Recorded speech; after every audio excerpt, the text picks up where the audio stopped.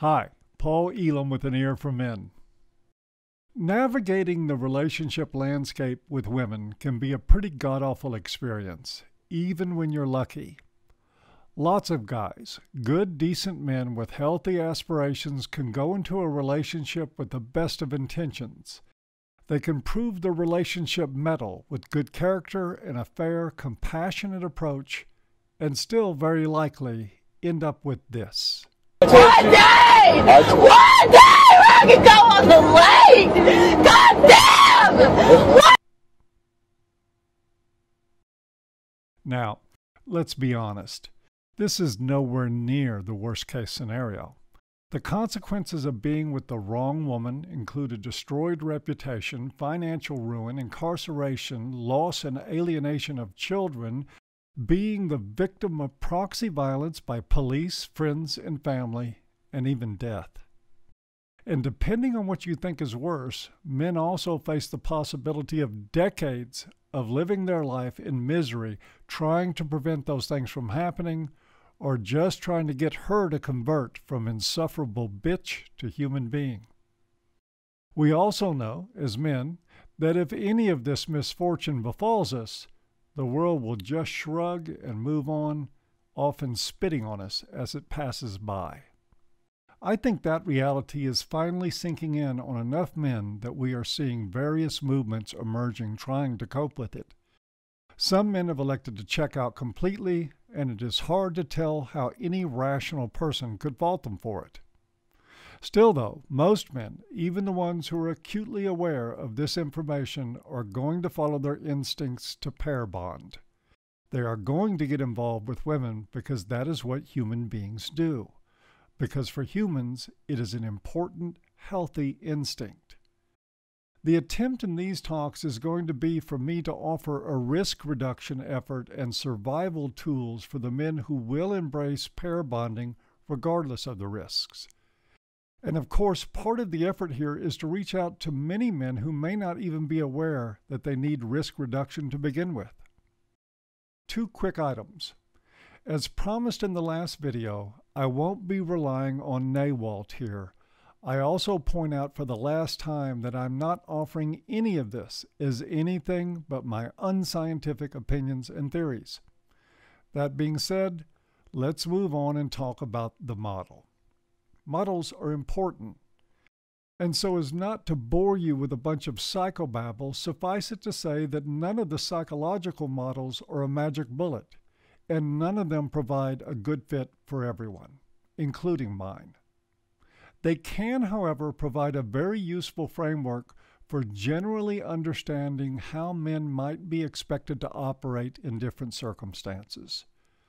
I have elected to dub this model as values-centered, with the primary assumption that human males function better when they have consciously defined values and operate within them. The conscious part of consciously defined is as important as the values themselves. Most people don't choose their values. They are learned in developmental years or inculcated from the role modeling of parents and from peer pressure, among other ways. For instance, the values of many men, or I'd say most of them, right now is to protect and provide for women at all costs, regardless of the fact that it is sometimes quite insane to do so. It is their values to rush to defend all women, even the most loathsome of specimens, giddily confident that they are fulfilling a moral imperative. I think it's pretty fair to assume that these are not really consciously chosen values, but simple, unchallenged programming that may be too ingrained for some men to ever escape. There are some other assumptions that we will make with the values-centered approach. Primary among them is gynocentric plasticity. While the culture we live in now may fairly be described as gynocentrism on crack, I'm reading Facebook. History demonstrates that male gynocentrism is a biological tendency at the mercy of environmental factors. Culture and family can suppress it, support it, or pump it up on steroids. Men's gynocentrism has fluctuated wildly from era to era and society to society. Finally, this model assumes that modern Western culture is probably the most extreme example of gynocentrism so far. Between gender feminism, rampant single motherhood, a female-dominated primary education system, and a female-obsessed consumer culture, the gynocentrism is so pervasive and intense that it fosters a destructively unhealthy addiction in men to the approval of and acceptance by women. The cornerstone of the values-based model is the idea that this addiction can be broken and must be for men to achieve emotional and psychological fitness. For the values-centered model, I also assume 3 states of being most typical to modern Western men. Those states are gynocentric reactive, and gynocentric proactive. Gynocentric refers to the average man.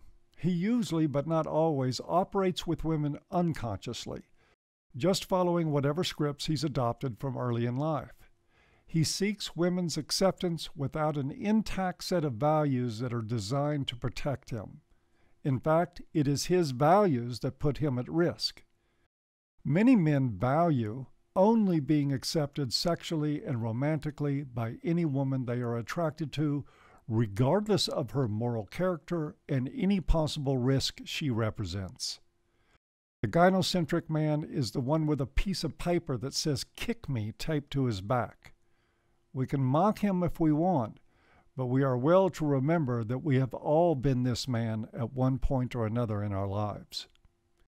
The next state of being, gynocentric reactive, is a much more complicated affair. Here we see men who are infinitely more conscious than gynocentric men. They are aware of relationship pitfalls, may even be quite familiar with concepts like gynocentrism, hypergamy, and male disposability. It is their reaction to that information that may foment troubles.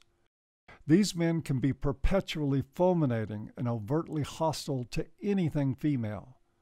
It's the all women are bitches and hoes crowd, and the ever-present resentments they carry can cause emotional and psychological atrophy.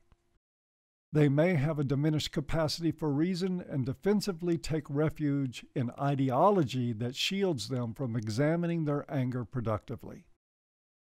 Another manifestation of the gynocentric reactive man is one who hides inside emotional armor, simply reducing women to their sexual utility, doing their best to get sex, then get out. Unfortunately, it is a form of self-protection that may well heighten risk with repeated sexual contact with women who have not been assessed for anything other than physical attraction. Finally, there are still other gynocentric reactive men who are just frustrated with the realities of lived experience with women. They find themselves caught in a web of confusion and consternation.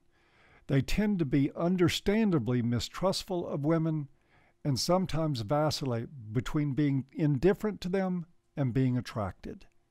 They feel stuck and outgunned. Chronic loneliness is often a part of their lot. For this reason, many of them may be attracted to other forms of reaction-based mindsets that don't leave them feeling so vulnerable. Gynocentric reactive men get called misogynist a lot. They're not. Setting aside judgments about the efficacy of their state of being, they are just men rationally demonstrating the will to self-protect. Regardless of how tiring the perpetual anger may be, they are much more functional and conscious than the gynocentric man. Finally, there is the gynocentric proactive man. He routinely operates consciously with women. He has a clearly identified, personally chosen set of values that trump his sexual instincts and that significantly temper his need for female approval. Whether he includes women in his life or not, he is not burdened by fear of or resentment toward them. He does not tolerate abuse, doesn't take unnecessary financial risks, or commit thoughtlessly. He can be available for a relationship if he chooses. he is also willing and able to let a relationship go that threatens his well-being, and he can do it without undue emotional stress. Importantly, he's willing and indeed insistent on evaluating any woman on his radar for risk and maintenance concerns. It is important to reiterate here that none of these states of being can accurately be called wrong. They are simply ways of coping in the modern sexual milieu. Even the gynocentric male is trying to cope in his own way. I'll point out, however, that when I see men belittling and shaming other men for not walking in lockstep with them, it usually comes from gynocentric and gynocentric reactive men. These are also the two states of being where, exceptions notwithstanding, I've observed the least happiness and the least reasonable points of view.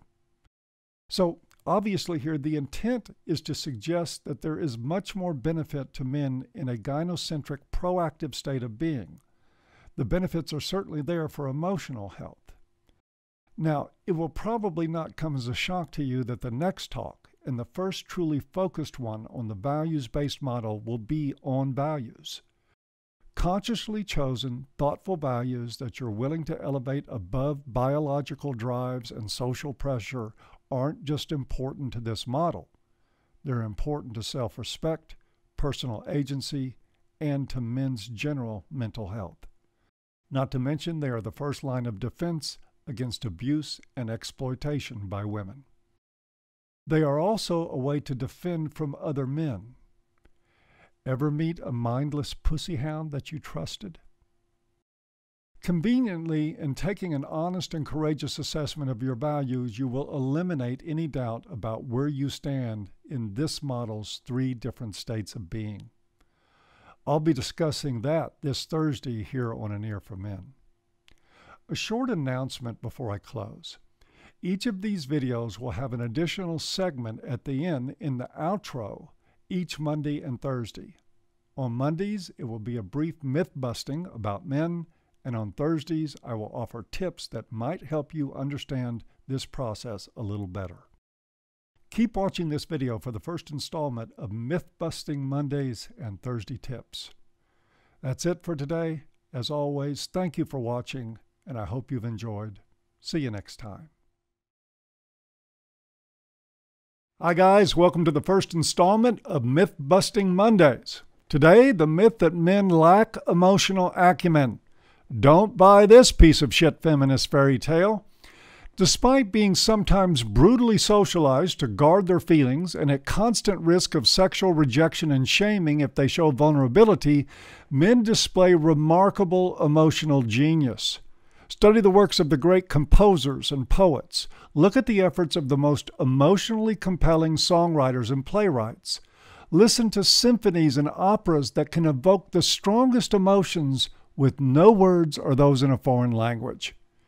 Examine every noted school of thought on modern psychology and realize that virtually all of it comes from men. Men aren't awkward with emotions. Their lives demand that they master them instead of being enslaved to them, and they do that quite well. And that's it for Myth-Busting Monday. Please remember, give us a sub, a like, and a share. Follow our social media, and if you want to support this work further, visit the Patreon page and make a pledge. Links are in the low bar. Bye-bye now.